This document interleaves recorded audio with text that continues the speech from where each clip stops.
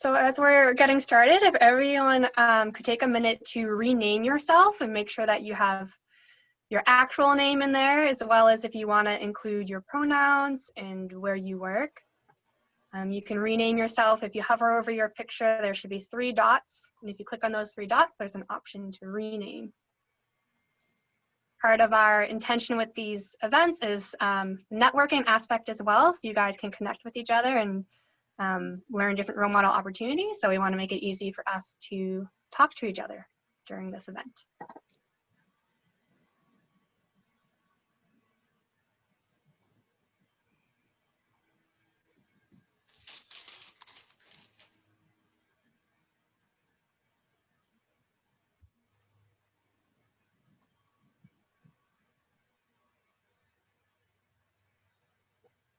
I also want to let you all know that we will be recording this event and it will be on our website afterwards. We want to keep this as a resource for other role models who are not able to attend today.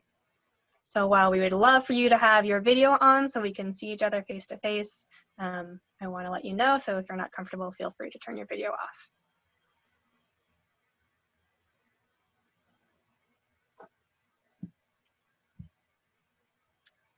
And Elsa, I would say we are ready to get started whenever you are.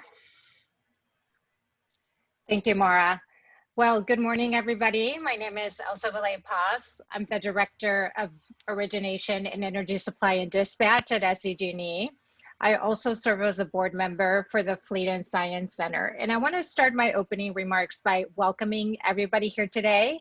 I hear that this is the 3rd STEM role model training session. I saw the agenda and it looks super exciting. And I'm super thankful also for New because, you know, she invited me here, and mentorship, it's something that I genuinely believe in. So as a female leader and STEM professional, I think that it's really essential that we pay it forward and give back to everybody. And what I mean by that is, I think it's important that we inspire the next generation and lift them. And the only way to do that is to start sharing our stories. There's so many different things that we're doing as STEM professionals to help the community and help the country and maybe also help the world that people don't realize. And the only way for them to understand the opportunity that being a STEM professional offers is really by hearing our stories. I'm also, beside being a leader, I'm also a mother. So my hands are kind of full, but as a mother, I'm also focused on making sure that my kids have the opportunity to really explore STEM and, you know, view themselves as a potential future STEM leader or STEM advocate. And for that, they really need to be exposed to role models like you. It cannot only come from mom. It has to be more than that. Together with the companies represented here today, like SDG&E, the Fleet Science Center, Qualcomm, STEM Next, and many other generous funders at the San Diego grant makers, I think that we can transform the workforce and we can pave the way and create opportunities for young girls and women so they have equal opportunities to be STEM professionals. I'm proud that we have many of our SDG&E #BeThatGirl role models on the call today. And our Be That Girl initiative is the Force for Good that was started by our CEO, Caroline Wynn. And she has an inspiring story herself. She started at SDG&E as an associate engineer, and fast forward, you know, several years now, she is a CEO, and she continues to pave the way and stay focused and continues to connect people with the community and nonprofits. And whether you are a CEO of your own company or you're in college and you're trying to explore what it means to be a role model, I really want you to think about all the different things that you can do to pay it forward and give back. And some people think about that it requires a lot of experience and it requires seniority. I'm here to tell you that you can start now. You can start now sharing your time, maybe a little bit of money. It doesn't have to be much, but literally you have to spend time being part of the community, listening to your friends, to others, and really having a voice that advocates for STEM professionals. We all know that female professionals are underrepresented in the STEM fields. It's just a reality. And right now in 2020, it seems like unreal, but it is a fact. And it is a responsibility that we have to really make a difference and pave the way for others. With that, I would like to turn it over to Mara with the STEM ecosystem to start your agenda. Thank you so much. Thank you, Elsa. I love what you said about how everyone can be a role model, and I want us all to keep that in mind, and especially if today's presentation resonates with you, we will be having more workshops, so the more people we can get involved, the better. So on this slide, we have our agenda, so I want everyone to be able to see what we're going to be doing today. Our next few slides, we'll just do a quick overview of the day and who we are and what this workshop will be all about. After those slides, you see that we'll have our first activity, and that will be about half an hour. And then after that activity, we have a second exercise. And at the very end, we'll do some networking. Like I mentioned before, we've heard feedback that networking is a big reason why people come to these events. So we want to give everyone the opportunity to do that. And if you are connecting with people in your breakout rooms or connecting with a presenter, feel free to find those people during our networking section. So about us, this workshop is being put on by the Women in STEM Working Group as part of the San Diego STEM Role Model Initiative. So the ecosystem is kind of big picture. We do a lot of work in STEM. We have several different working groups focused on different topics. We also have some neighborhood networks that are doing community work. Women in STEM is one of our topic focused groups. And all of our presenters and breakout room facilitators today are part of the Women in STEM working group. It's an open group. We meet every month on the second Thursday, and we are always looking for new members. So if you want to get more involved and help plan the next workshop or just meet others in Women in STEM, feel free to join our group. My email is right there on the slide, so I can get you involved whenever you are ready. We also have a website, the SD's STEM ecosystem /role model. So you can find all of our resources, partners, past workshops, future workshops are all on that website. Today we are doing a workshop focused on communication. So how do we talk to people about the work that we're doing? How do we talk to people about science that's involved in our jobs? And how do we communicate to different age groups and different audiences? So we do want to recognize that this workshop isn't going to give you a script for a certain kind of interaction. It's not a one-size-fits-all, and that's not our intention at all. What we do want to do is give you some time to reflect on current practices, take some time to be intentional about these interactions and the kind of language that we use and the phrases that we use when we're explaining our work. And we want to give you tools to help you communicate to a whole variety of audiences so that when you are with a new audience, you don't just revert back to the same lingo that we use in the office, but you have these tools that you can draw back on and communicate a little bit better with those people that you want to really connect with. So our presenters today, we have two presenters for our two different exercises, and they will both reintroduce themselves at the beginning of their exercise. But our first presenter will be Michelle Bunn, and she works with the Femineers program at San Diego State University. Femineers has lots of role model options, which Michelle can briefly touch on. And then for our second exercise, we will have Andrea Decker, who is our Scientist Engagement Manager at the Fleet Science Center. And she also manages the Be Wise program, which is better education for women in science and engineering. So it's another mentoring program with lots of role model opportunities. So with that being said, I will turn it over to Michelle, who's going to lead our first exercise. Michelle, if you want to do a brief intro and talk a little bit more about Femineers first, so our role models know about that program, and then feel free to dive in. Good morning, everyone. My name is Michelle Bunn. I am a native San Diegan. proud alumna of SDSU, both for my bachelor's degree as a bioengineering student, as well as my master's in education. And one of the things that I really love about being part of the STEM ecosystem is the networking opportunity. I think very much you can see that there's an array of industry, community partners, nonprofits that come together looking for resources, looking ways to connect. And I think Elsa did an excellent job of everyone can contribute. Everyone has gifts and talents to bring to the table.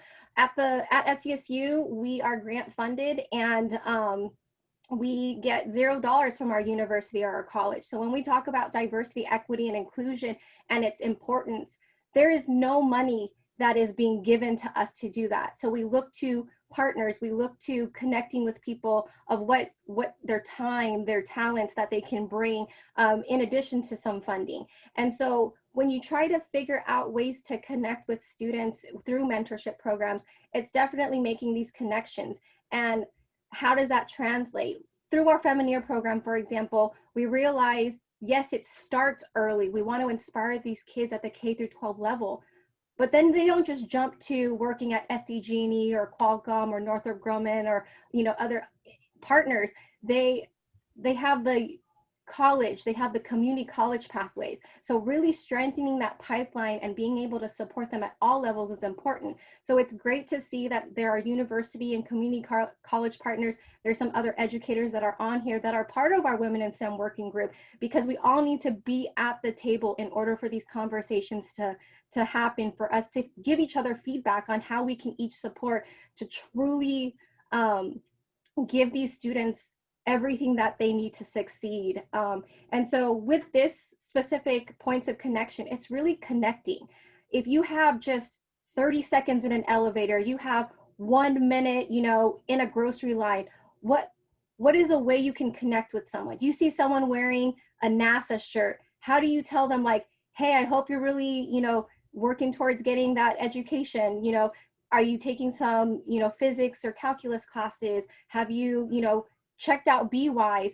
Anything, any little nuggets of information is so much helpful to these students. So I know we have a little bit of time, but I mentioned a few: grocery store line, being able to talk to parents when you're going, oh, I'm a scientist. I heard that your daughter is really into, you know, making slime at home. Maybe they should check out the San Diego Festival of Science and Engineering. What are some other ways? You can mention it in the chat box or unmute yourselves, but what are some ways that you've experienced have been unconventional ways of connecting with some students and having conversations about, you know, how they can pursue or be inspired to continue pursuing their interests? I feel like Shelly, you might want to mention something.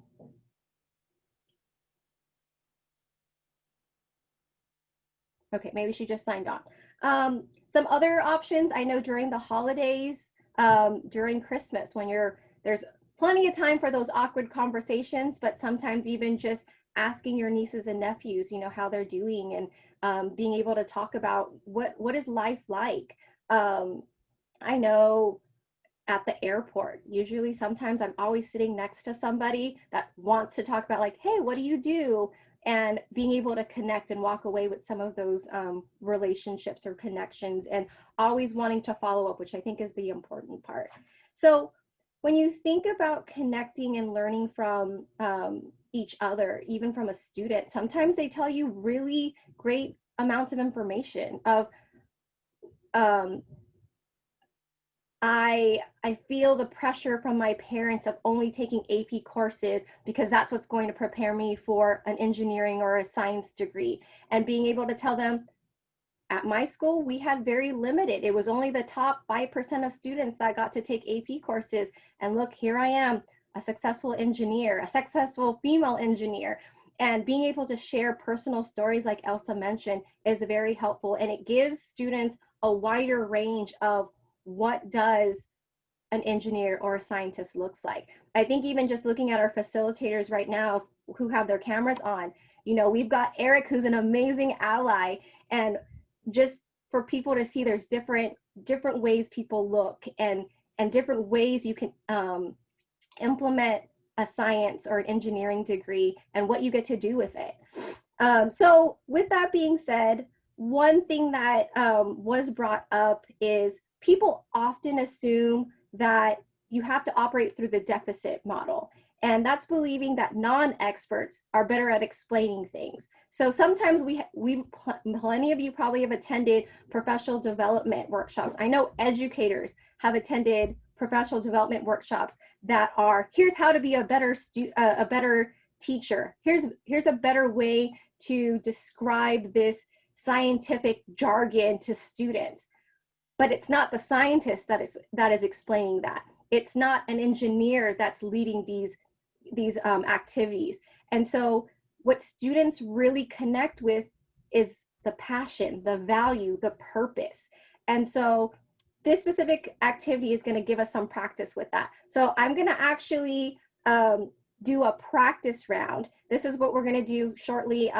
In the next 20 minutes, we're going to do a breakout session where you have some practice on doing this with a facilitator that I think will introduce them shortly. But there will be a person A and a person B. And so, for example, Mara, will you be person B? So we'll have different scenarios, different practice conversations. So for example, if I am the STEM role model, I would say, hey, Mara, what do you like to do on the weekends? Well, I love to cross-country ski. I often go to the state park near my house and ski there. And I also like watching quiz shows and reading. Okay, she talked for what, like 15 seconds? Easily, there are at least 5 things that you already walked away with knowing, and you can start a conversation, you know, just to get the ground running. I think there is a professional development that came up a few months ago during the early pandemic, and one of the things was being intrusive. And so the first few things, we walked away with knowing that Mara likes to cross ski. She does it at her local state park. She watches quiz shows. She likes to read. We walked away with a lot of things that we can already have a conversation with. But let's say, being the engineer that I am, be like, what's your follow-up? The follow-up is always the important part for you to be intrusive, for you to really dive deep and have them break down that wall of, wow, this person's really interested. This person cares.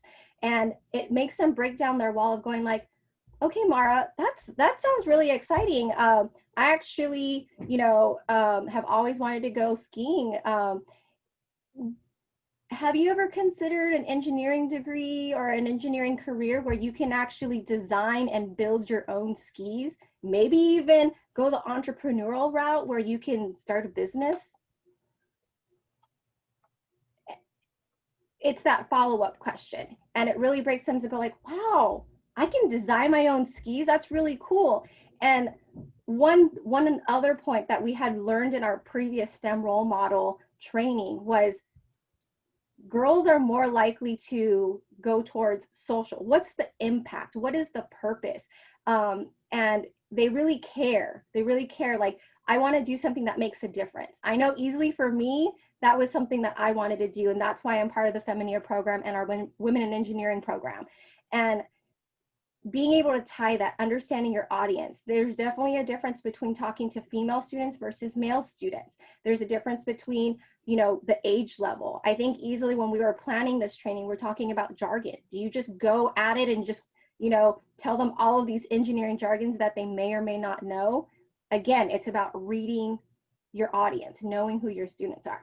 So with that being said, we're going to take a turn and try this out in a smaller group setting, just so that you can kind of see different ways people have, different ways people want to interact in that way. I know easily Donna had, when we were practicing this, Donna easily had great follow-up questions that I was definitely writing it down as ways that I would want to implement when I'm talking to students.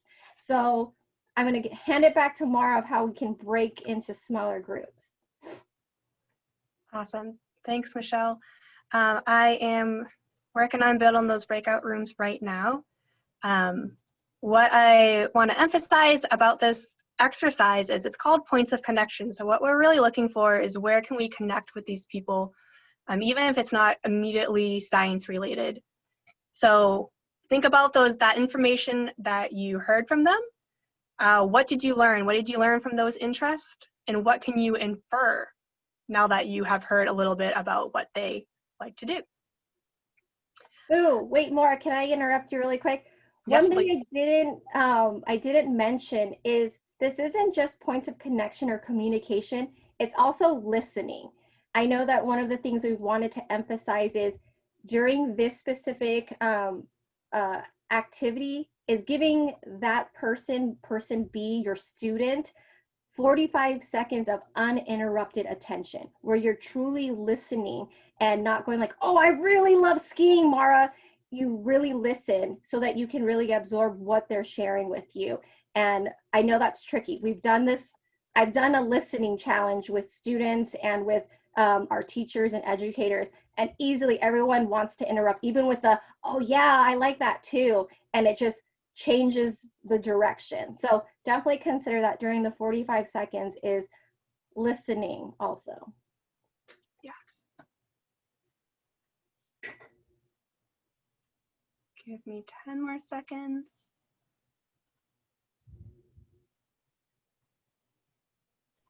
While Mara's finishing that up, I'll jump in with just a comment. It's not just about listening for the facts, like that they like cross-country skiing or they like to read. It's what are the values that you can infer based on that. From someone who says they really like to cross-country ski and they go to the state park next to their house, I can infer that there's a value that they place on the outdoors and the environment and having those spaces available to go to, for the public to be able to access those. So think about the things that are connected to the factoids that you're getting. Yes, exactly. All right, so I'm going to send everyone into breakout rooms for 5 minutes. Based on how many people you have in your room, we'll need 2 people to role play. The other 2 people will originally observe. And if you have a piece of paper to jot down some notes on about what you're learning and what you would say if you were in that role, that's great. And then if we have time, we will switch roles and other people can try it as well. All right, in each room we'll have a facilitator, so if you have any questions, they will be there to re-explain or further explain this activity.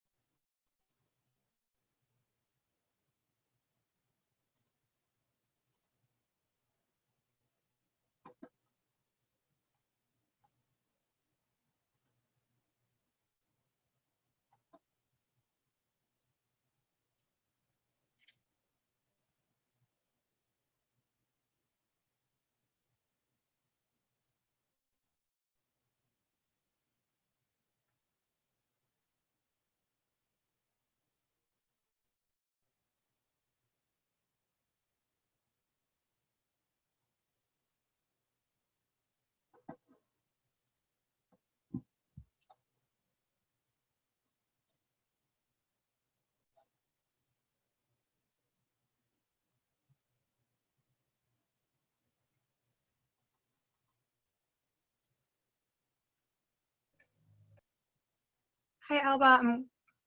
I'll explain in 1 sec when Sue gets on what we're doing. Everyone's in breakout rooms right now.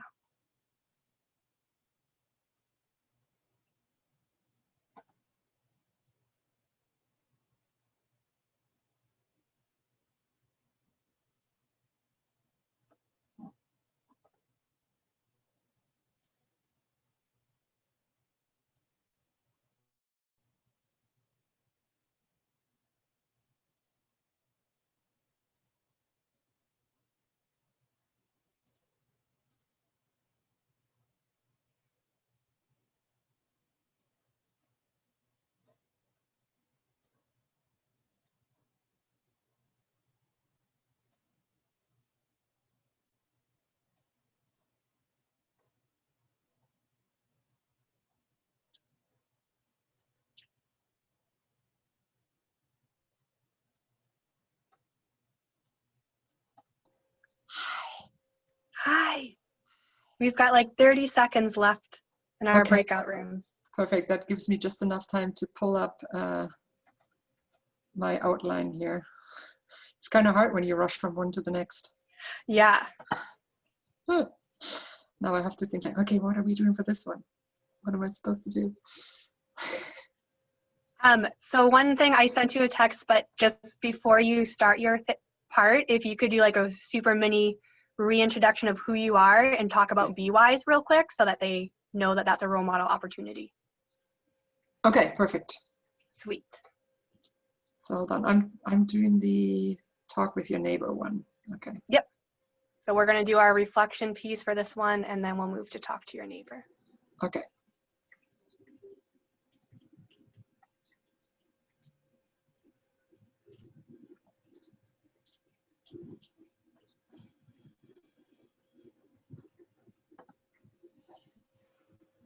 How was this morning? It was good. Good group. Yeah, I think it's good. Awesome.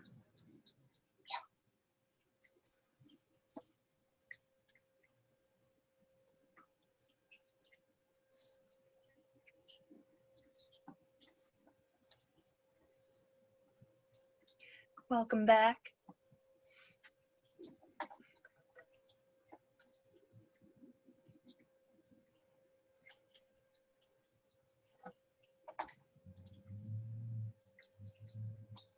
The rooms will be closing in 10 seconds, and then everyone will get booted back here automatically. All right. Thanks, Maura.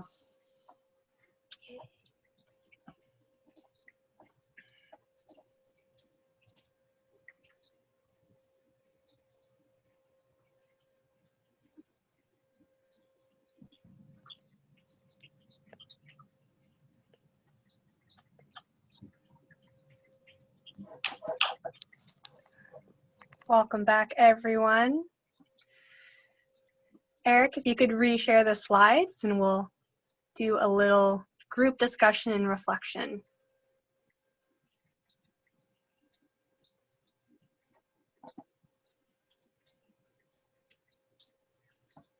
Eric, you're muted.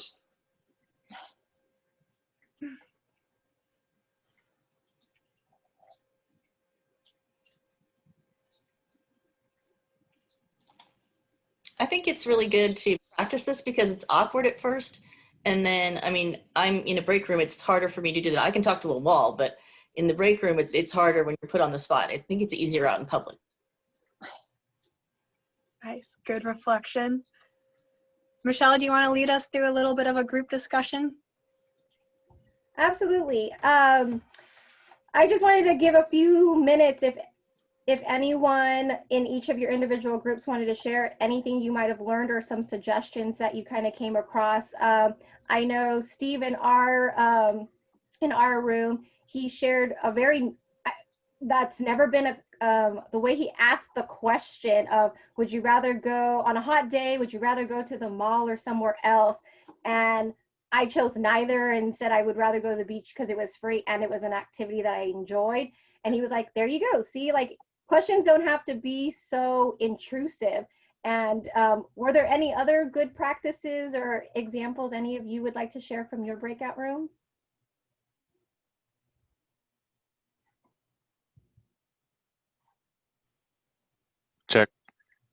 Hello? Yep, Yes, we hear Joseph. you. Oh, okay. Yeah, so in my breakout room, I was speaking, and something I noticed that has been suggested to me before in a previous workshop is to kind of continuously update your elevator speech too, because 45 seconds, like I just got a new job at SDG&E that I love, and it's probably going to be my career.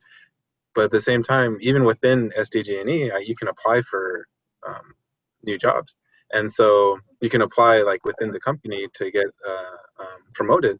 And I haven't updated my resume since I left college because I got a job. Why do I need a resume?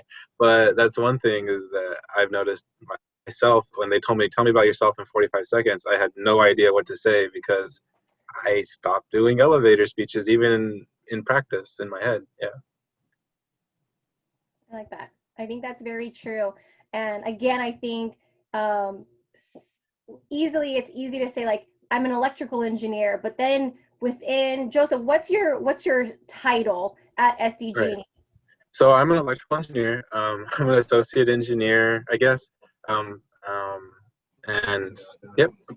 Okay, because there's like tactical missile something that Dr. Wellborn from Northrop Grumman said, and I'm just like, I don't even know what that means. It sounds cool, but what degree would you need? Like, there's so many questions that a student would be like, oh, that's cool, and they just leave it at that versus that connection of, oh, you're an electrical engineer. Where did you go to high school? Like, they don't know to ask those. So when I use the word, think about being intrusive, it's thinking about what could they be asking based off their interest, what would they want to know, and sometimes even facial expressions. I think it's harder in the virtual setting because you can feed off of someone's energy, you can feed off of their slouch, they're kind of like, I don't really want to be here, my parents brought me here, my teacher brought me here. But there's a difference about presence and they feel that energy. And I feel in the virtual setting as role models, we have to like bring that energy level even higher so that it can be translated, through through the screen. And I know Mara had talked about like having your screen on versus not having your screen on, and how does that play a part with really being able to read your audience or connect with them. And so it's playing around with that, because I'm sure we're going to be in the pandemic for a little bit longer and have to do virtual connections, and how do we really work with that and hone in. I think Joseph, you bring up a great example of, I think it does start up with us kind of doing that self-reflection of how do I present myself, how do I describe things, and having multiple versions of elevator speeches, because you're going to come across a really bright second grader that's interested of, I want a job at SDG&E. And then there's going to be this high school student that has done robotics, has done programming, has done all these engineering courses, has their life planned out. And how do you speak to them versus a second grader? We do have a follow-up activity for you to do.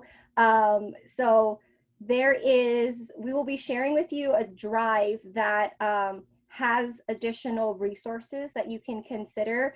I think to Joseph's point, it kind of outlines some conversation guidelines, so you can jot those down to basically write an elevator speech to help you kind of steer your conversations. So definitely look at those resources so that you can reference that. And then if you want to come to one of our Women in STEM working groups or connect with one of us to practice, or we're always looking for volunteers. So any of our programs would love to have you as a volunteer. So if you would like to connect and be one of our role models, definitely reach out to us. I'm going to pass it back to Mara so we can move on to the next activity.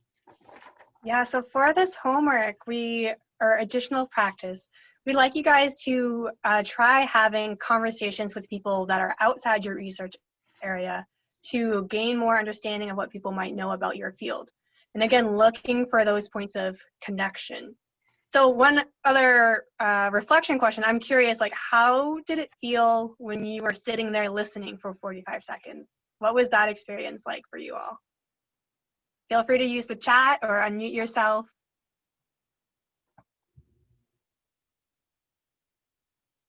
I was nervous and I was a facilitator.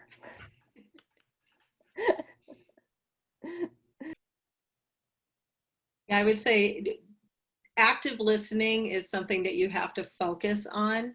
And instead of trying to think about what am I going to say next, it's focusing on what am I hearing and what can I take out of it. And that's a skill set that we have to practice doing.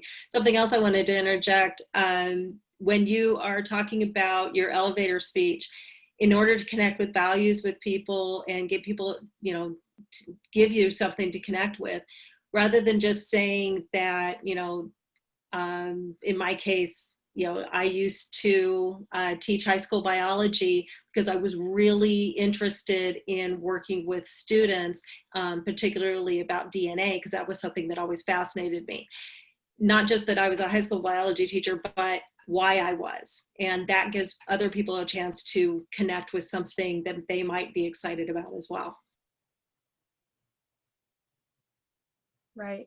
Great point, Donna, about hearing what they're saying and not immediately jumping to getting ready to talk about your job, right? Because that's when we miss that whole point of connection. We're looking to find out something personal about them to talk about and not just jump immediately to our pre-programmed speech that we give to everyone. Why did we ask this question in the first place then if we're skipping that whole listening step? And I like Steve put in the chat too, find a question that makes the listener ask a question themselves. So a good way to keep that dialogue going. So again, this is something that we want to practice. It is, it's new, it's a new muscle. It takes a little while to get out of that pre-scripted conversation. So continue practicing and let us know how it goes for you. And with that, we will move on to our second exercise of the day, which Andrea Decker from the Fleet will be facilitating. So I'll let her introduce herself and tell us a little bit about the BeWise program. Perfect. Thank you so much, Maura. Hi, my name is Andrea Decker. I work at the Fleet Science Center. No surprise there. I have the pleasure of running adult programs, but more importantly, I run the BeWise program, which stands for Better Education for Women in Science and Engineering. And it's a wonderful program that connects high school, middle school, and high school girls to science opportunities, to science role models, to career opportunities and career ideas. It's really meant to give the girls an idea of all the various STEM jobs that are out there that they could consider as a career as they slowly move through high school and then to college and into a career. We also want them to have access to strong female role models that they can turn to with questions, and we would like for them to have a community amongst themselves, so peers that are like-minded, that are interested in science, because we know that especially in high school, girls' interest in STEM drops significantly. So we want to make sure that with this program we can keep their interest going, and we have resources for them to turn to and learn more and stay engaged and stay excited about STEM and consider college education and a career in STEM. So we're always looking for role models for this program. We host workshops with the girls, about 3 a month. They're all virtual right now, thanks to COVID. And if you're interested in talking to the girls, it's normally a group of 30 to 60 girls online about what you do, how you got there, what you did in high school and beginning of college to keep yourself motivated and going, what obstacles you overcame, all those important things to share, all those life experience, then please do let me know. My email will be, I think, at the end of the presentation somewhere in the slide, but I'll also put it in the chat because I would love to connect and get you to maybe practice some of the stuff you learn in this training and in other trainings that the STEM ecosystem will offer you. So that's my 2-minute spiel. Well, not quite, roughly. And with that, I'm quite excited to take you through another training exercise. It's called Talk to Your Neighbor. And that's exactly what it is. We want you to talk to someone. But this exercise is specifically meant to get you practice talking to a younger person. So we'll get to that in a little bit, but we will do some role playing. But before we get to the role play, I would like for you to take 10 minutes to answer the following questions that you see on the slides. So, what questions, for example, would you ask anybody from like elementary school, let's say, to undergrad? What question would you ask them to assess what the interest and prior knowledge is with regards to your work? And thinking about these different age ranges, can you come up with some analogies that describe your work, your process, your science or phenomena that you research or that you do in your job? And are there any examples or references that could bring your concept to life? Something that is more, that helps them to build a framework and get them connected to what you do. And then what's the relevance of the work that you do or the research that you do in everyday life? Why does it matter? Why should they care about your work? And then just try to think of, if you talk to somebody, how would you logically line your conversation up with them? What would you address first? Which of your ideas would come first? How could they best build on each other to give a complete picture of what you do and about your research? So we're going to take 10 minutes to that. We will not share the results at the end, but it is really helpful to have these written out as a toolbox of strategies, because then you can refer back to them later and use them to communicate with the role models that you're going to interact with. So we want you to walk away with more than just some ideas. We want you to have some concrete examples that you can use. And these answers that you will write down will really help to connect with the audience that you're going to talk to. All right, so the questions are going to stay on the screen, and we're going to give you 10 minutes to do that. These will be useful in the role play activity we'll do next, so you can try some of those out and see.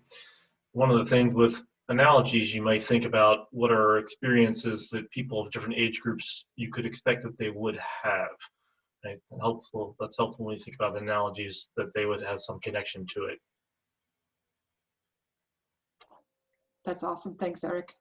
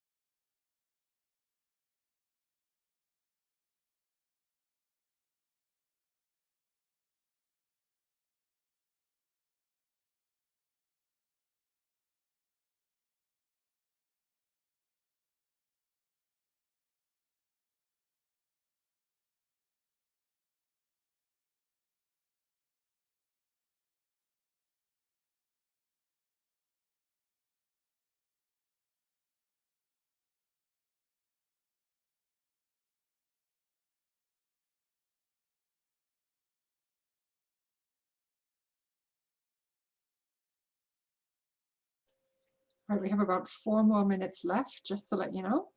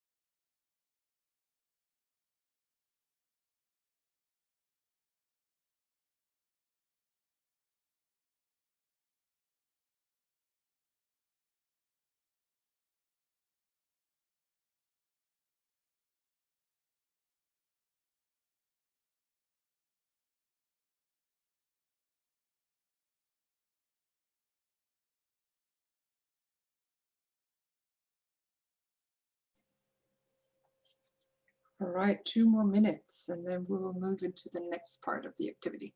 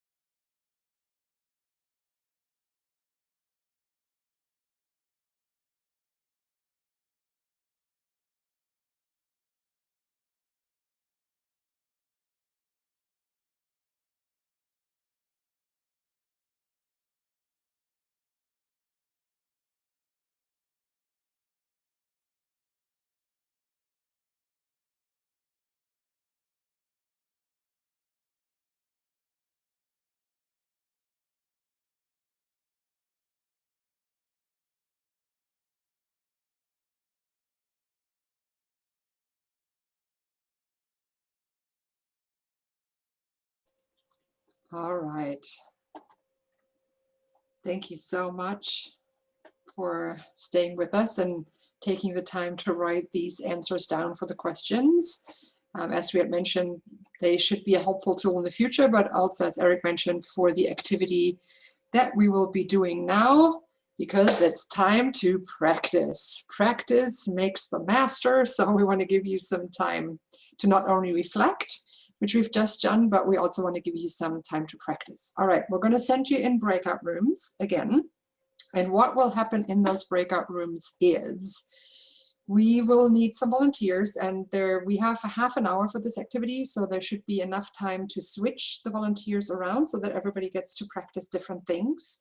But we have to start out with someone. So there needs to be a role model, and there needs to be an audience member. So we have to, when you get to your room, you have to define those 2 volunteers first.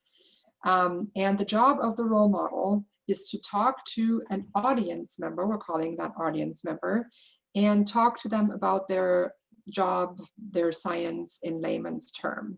The audience member will pick one of the 3 cards that you will find in your Google Drive. And Maura, thank you for putting that link again there. You will see 3 cards, or at least I should have looked at the exactly name what I named the cards, but you will see something. I think it's audience member Annika, audience member Damien, and audience member Caleb. So you randomly pick one of those. You don't need to look at them beforehand. You just pick one of these names, open it up, and the audience member volunteer will assume the role of that person on the card. So when you pick your card, you should share with your role model what age you are.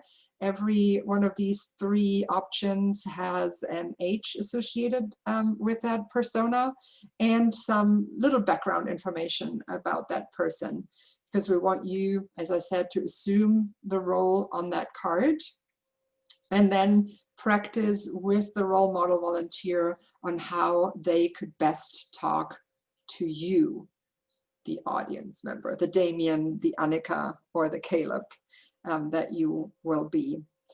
And this should be a 2-way communication. So facilitators will encourage you to do that. So I know it's not easy to pretend you are a middle schooler. I get that, but as much as you can assume or infer what you know about middle schoolers, try to emulate them and see what questions they might have for a role model. We don't want you to be a super actor and become that audience member in a way that might not be productive for a 2-way active dialogue. So if you think that all teenagers or middle schoolers totally shut down, you know, like the uninterested, my parents brought me here, I don't want to talk to you, then that's not helpful. That might be a true fact, but for the purpose of this exercise, it would not be helpful if we go too deep into being someone else. Are there any questions about that so far?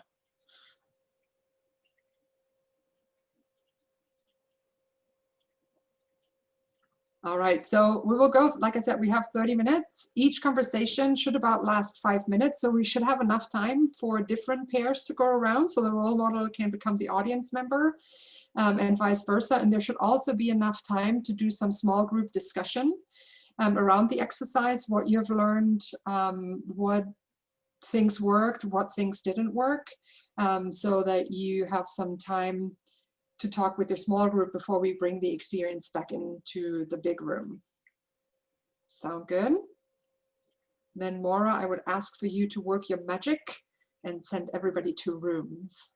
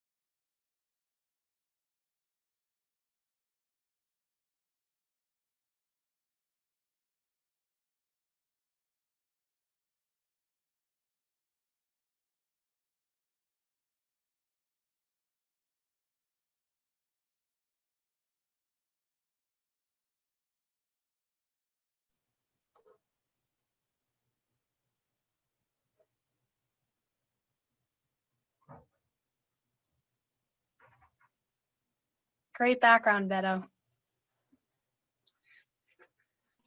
With the times, it's with the times.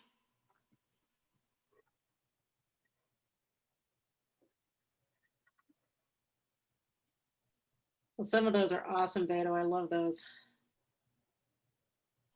Those are great.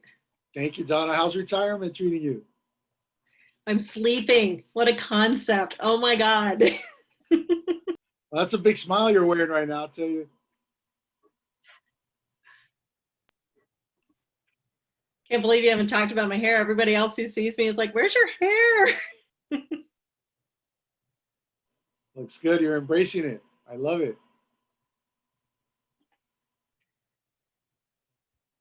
Alrighty, so everyone should be back. So Andrea will lead us in a little bit of reflection. Yes, thanks, Maura. So we put some questions on the slide that will help us with reflection. First of all, I always like to know, and I asked that in the small group, like how did it go? How did it feel? Being on both ends, like how was the experience as trying to be a teenager or a middle schooler, and how was it talking to that mentee? Does anybody feel open to share?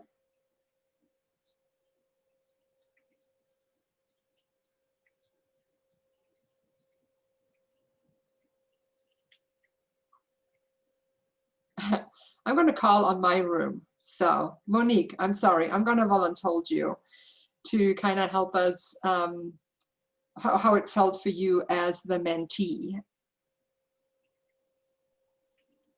For me, it was difficult, especially in our room, because I was supposed to be interested in earth science, and that's not something that I have any interest for, no offense, but I had to assume that role. And so I think that for me was a difficult part. Great, thank you for sharing that. I appreciate it. Was there anything that anybody in the room, not picking on Monique, that surprised you or that was easier or more challenging than you would have thought with an exercise? And I would like to focus that on the role model part of the exercise. Well, it surprises to me how small the world is from a technological point of view. I happen to be in a group that included an engineer working on batteries, and that's something I would like to get into. It's like, how coincidental is that? That's a very good point to make. You never know how small the world might be, right? Thank you for sharing that. And did anybody get new ideas from this exercise of how you might be able to better connect to a mentee? I would just, it's not necessarily a new idea, but just a reminder of, really when we engage with these younger students, there's a lot of knowledge exchange that gets to happen, but I think oftentimes, because we're used to always kind of taking the lead and talking and guiding, we don't necessarily create a space that they're equally contributing to. And so that could be more of posing open-ended questions, being okay with not having answers to everything they come up with, embracing that phenomena and space with them, right? And allowing for that to be okay. I think those are different elements, right? And I think I would personally speak, I'm so always wanting to shoot out responses and resources that I need to just learn how to shut up sometimes and listen and be present and just be like, cool, that sounds great, right? How do you think we can figure something out? What kind of resources, where do you think you can look? And then as a last resort, it's just saying, here are some things that could potentially help out, right? And I'd be happy to help you out however I can. And equally trying to show excitement about something that I'm not excited about. I think how Monique mentioned earlier, as a biology background, I oftentimes have to remind myself not everybody's as excited about cells as I am, right? And so I need to just be okay with at least identifying, where there's overlap in these different disciplines. So that at the very least, I might not be excited, but I can say, you know what, there's a lot of physics that happens in the human body. right? And there's a lot of physics that happen in different areas, and there's so many different things to explore. So get them excited about those ways. Thank you. I like that. And Maura pointed it out in the chat again, that listen first is a good thing. And yeah, it might not necessarily be about your excitement, but you authentically expressing excitement for their excitement, even if that's not what you're necessarily interested in. Was there anybody in a breakout room that thought this was similar to a situation in the real world of a role model at a mentee, but it still helped you clarify some things and get better at this?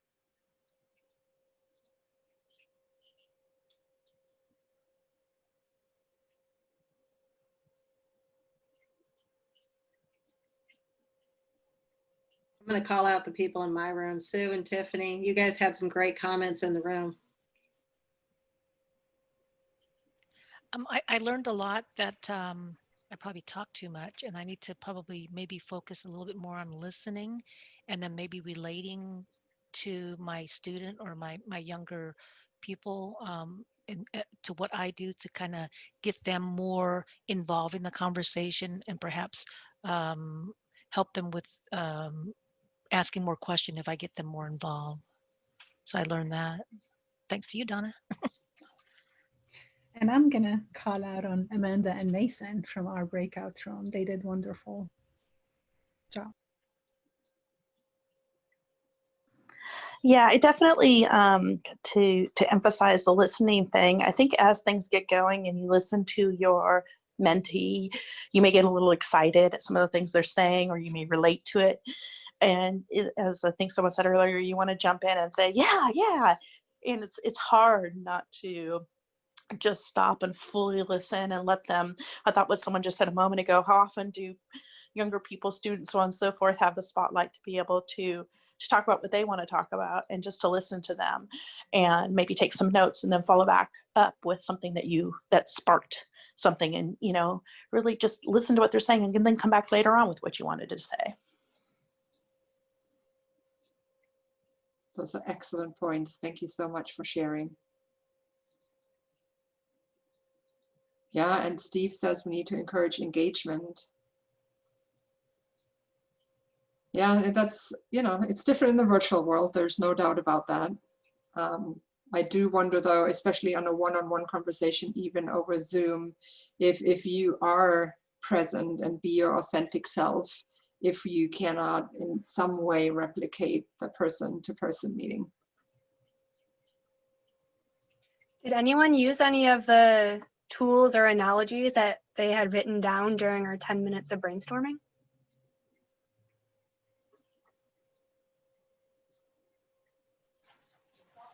Absolutely. I found I struggled with the sense of I'm a CPA. I'm listening to a lot of the folks talk, being engineers and so on and so forth, and so I kind of felt like I didn't fit. So I found it very helpful to use the aspect of coming up with analogies or examples to maybe help folks understand my role and how it may relate to something that they do, how it may relate to an engineer, how it might be meaningful to someone who doesn't work in this particular field, and to put it in terms that's understandable to someone who maybe doesn't have the experience in the professional world that others may.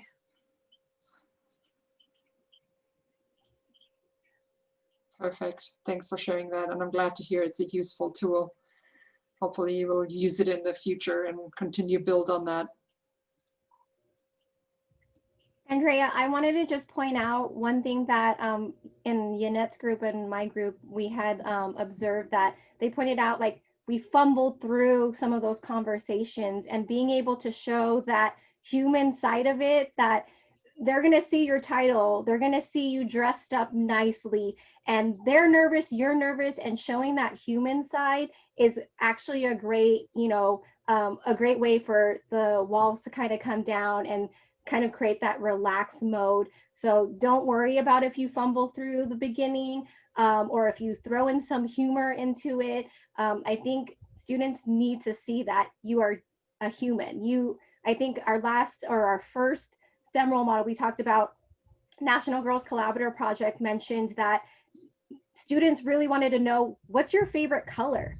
So they really wanted something basic, but it meant so much that it wasn't just this, you know, professional person with X amount of years. That's so daunting. It's so scary to talk to someone like, wow, how do I have 5 minutes of this person's time? And so by being able to show that human aspect to it goes a really long way with these students. I agree. Thank you for sharing that. This is not, when you talk to a mentee, it's not a math exam, right? There is no right or wrong answer. You can just bring yourself, be present, and be there for them. Yeah, that was one of the things we talked about in my group. A lot of times the kids are so focused on having the right answer that they're scared to ask questions because they don't know enough to ask a question. So it's important to use those analogies and experiences that can relate to something in the student's world to give them something that makes them feel that they have something to connect with in their conversation with you. And as soon as they feel that they've got some way to, you know, latch on to what it is that you're talking about, they'll open up and start asking more questions. Excellent point. Thanks for sharing, Donna. I know we're cutting a little bit into the networking time, but I don't want to cut the conversation short either. Would anybody else like to share something that the one thing they're taking away from this exercise, my favorite question, like the one thing that you're going to take away from this and use in your next role model conversation? If anybody would be brave enough to share, that would be awesome.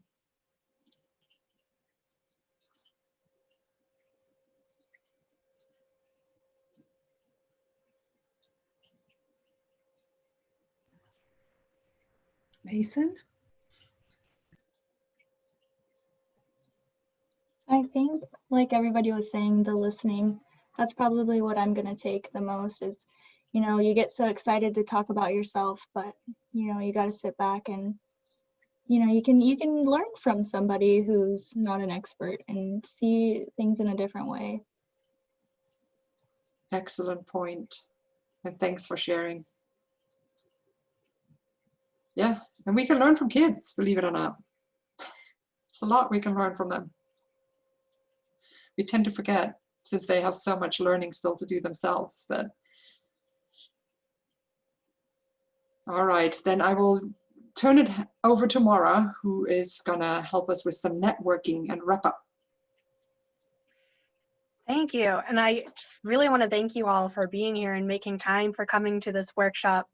We exist to support role models, but we need role models to be taking advantage of our support for us to continue our work. So we're really grateful that you all made time to be here.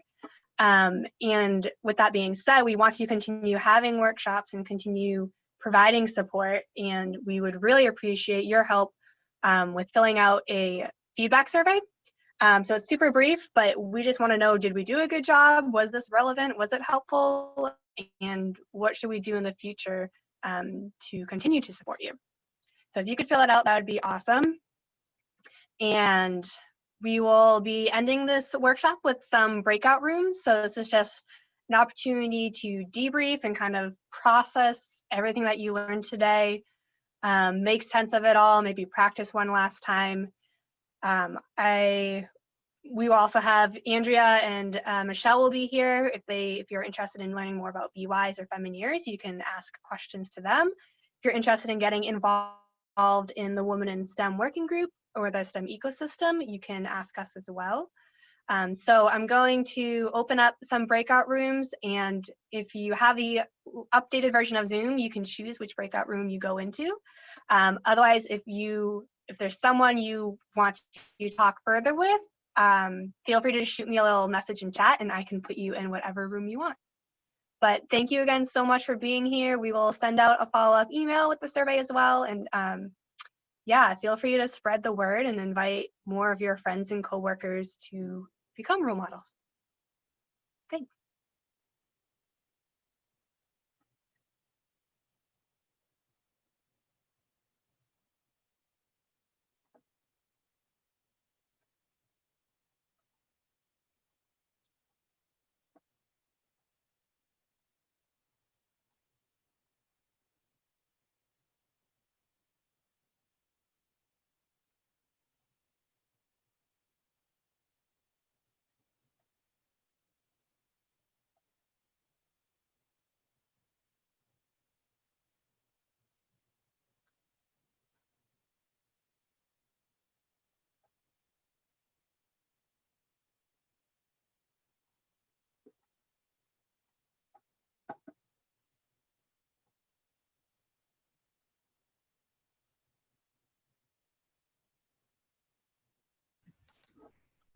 Want to welcome Amanda and Mason back to this breakout session. That was great, and I want to thank them for their engaging exercise. Thank you, and I applaud everyone as well, Bianca, Steve, and Shelley. And Maura and Annette, thank you. I have a meeting at noon, so I'm going to leave you and join my other meeting, prep for it, believe it or not. Thanks for your help, Huda. It was really great having you. It was fun. I enjoyed Good. it. Yeah, but thank you very much. Very informational. Yeah, Amanda and Mason, was it Good luck. It's interesting that you seem to be saying we did a great job, and it's like I'm thinking about how it started out and how I was just fumbling along so much. It's so much easier to be on the other side of the mentor relationship than being the mentee. I think the fumbling is good too, though, because it kind of, you get out the bugs before you're in the actual situation, you know, and you start to learn. Very true. Yeah, like how to present yourself and what you do, which I think is the main purpose of this. And it has been a while since I've participated in some mentoring activities. I used to be very heavily involved with it. So exactly, once you get those bugs worked out, it becomes very natural. So yeah, I think that is true. It's a very normal part of the process. Have you guys done any mentoring yet? I haven't. I have significantly in the past. In the last few years, I've been less involved with it. So I work for SDG&E, and they've been much more vocal in communicating these initiatives, the Be That Girl initiative and things like that. Whereas before it was just kind of as the situation arose, right? So being involved in recruiting of accounting students, so then I got involved in the rotation program with the accounting and engineering students. But I think it's great that we're getting more involved in these programs like this and putting it out there to everyone to participate. Terrific. Great seeing everyone. Bye. Bye, Huda. Bye. Bye. May I ask, like a CPA like fits in this, right? Like I notice a lot of people talking are truly like engineers and things like that. And I mean, I have something to provide here, right? I mean, especially since I work for SDG&E, and I consider, like, I asked my husband, I'm like, is it okay? I'm like, listen to this. This is all engineers. And he's like, yeah, but math is engineering, and we did a lot of math in school. So it is technology, you know. Absolutely. We are the STEM ecosystem. So we are supporting role models in science, technology, engineering, and math. And it's so true that like we tend to get a lot of engineers and also a lot of scientists, which is great. But then what about all of the younger students and the mentees who are interested in math, right? They don't have a role model. So it's like, it's even more important that you're here. Well, and I always kind of figured, right, you have something to provide, right? Even if I couldn't talk to Mason one-on-one about what she may do as an engineer. I was delighted to find out that she actually works for my company, and I truly believe in the company I work for, and I'm excited that we have her. And then of course, on a personal basis, you know, maybe I can, you know, offer her kind of tips for, you know, even navigating SDG&E, the career side or things like that. So it may not be about her specific field, but you know, I always hope people find some value in that. Of course. I think, you know, mentoring comes in different ways. It's not necessarily just with, you know, the career that you're going into, but also like learning how to be part of the professional workforce and, you know, how to transition from being a student into an employee. And Exactly. Totally. And there's a lot of students out there too, speaking from personal experience, that don't know what they want to be. So you don't have to necessarily mentor someone into becoming a CPA, but just, you know, sharing your experience of figuring out what aspects you liked and what aspects you didn't like. And yeah, like Mason was saying, like working your way up the professional pipeline, what it's like to work in an office, what it's like to wear a uniform, or, you know, all You're that right. stuff is really helpful. Thank you for reminding me of that. You're absolutely right. I shared a little bit with Mason and my group that I started out as a chemistry major, right? My brother is a research chemist. He now works for Bill Gates. You he's doing incredibly well. I'm going to be my brother, right? Well, your first OChem class, you're like, heck no. So how do you get yourself out of that? How do you find your next career? What are the tools, So I think that is true. Thank you for reminding me of that. So yeah, absolutely. And that's something we try to emphasize in these workshops too, that personal connection comes first before you start talking about science. And a lot of our younger mentees, and especially girls, they're looking for just a female figure to connect with, and then where it goes from there, it can go in a million different directions. And maybe you don't even end up talking about science, but having just a mentor figure is awesome. So how do we, now I will reach out to our person at SDG&E who put me in contact with this program, but how do we start mentoring people? I mean, I know you can do it every day in your life and just people you interact with. And I wrote down Mason's name. I am so wholly impressed by this young lady, this person.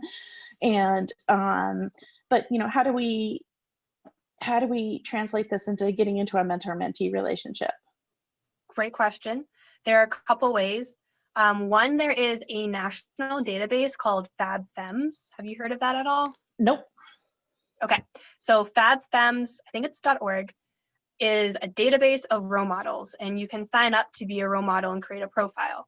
And when you sign up, you give the option of saying how you want to be involved. Do you just want to do classrooms? Do you want one-on-one? Do you only want to do virtual? And people can reach out to you through that database. So they might Google, San Diego role models or role models in math, and that's how they can find you. So that's a great way to get involved. Okay.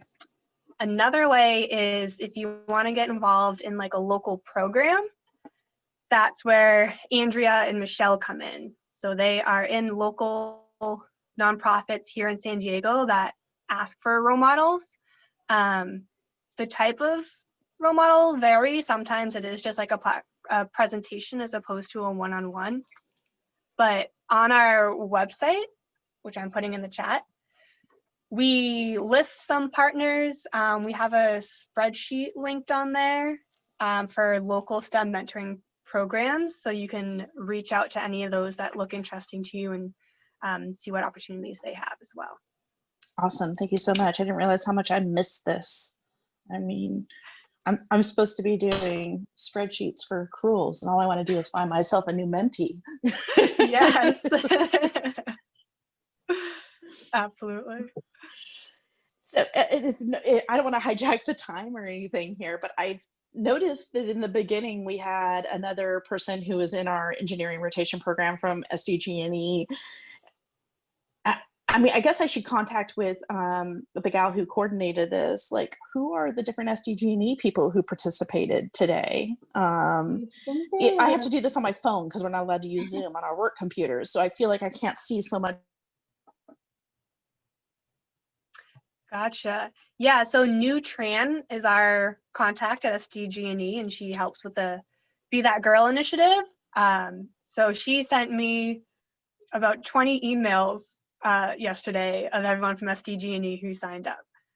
So she's a good person to be in contact with, but also now I have your emails. Okay. So I will add you to our role model list and keep you involved with upcoming workshops. Awesome. Thank you so much. Yeah. And I'm very impressed by you guys. This is my first, yeah. So you work for STEM ecosystem? Yeah, it's, I work at the Fleet Science Center, but my job is to support the STEM ecosystem. So we have a lot of different working groups. The Women in STEM is the one that put on this workshop, but we also have a business partnership group, environmental education, early childhood STEM, innovation in K through 12. So if you like the community aspect or the networking aspect, there are other ways to get involved in the ecosystem as well. Okay, this is awesome. I love it. Cool. Yeah, I mean, it may sound terrible, but okay, I'm just gonna say it anyways, right? So, when my mom grew up, things were maybe a little more traditional.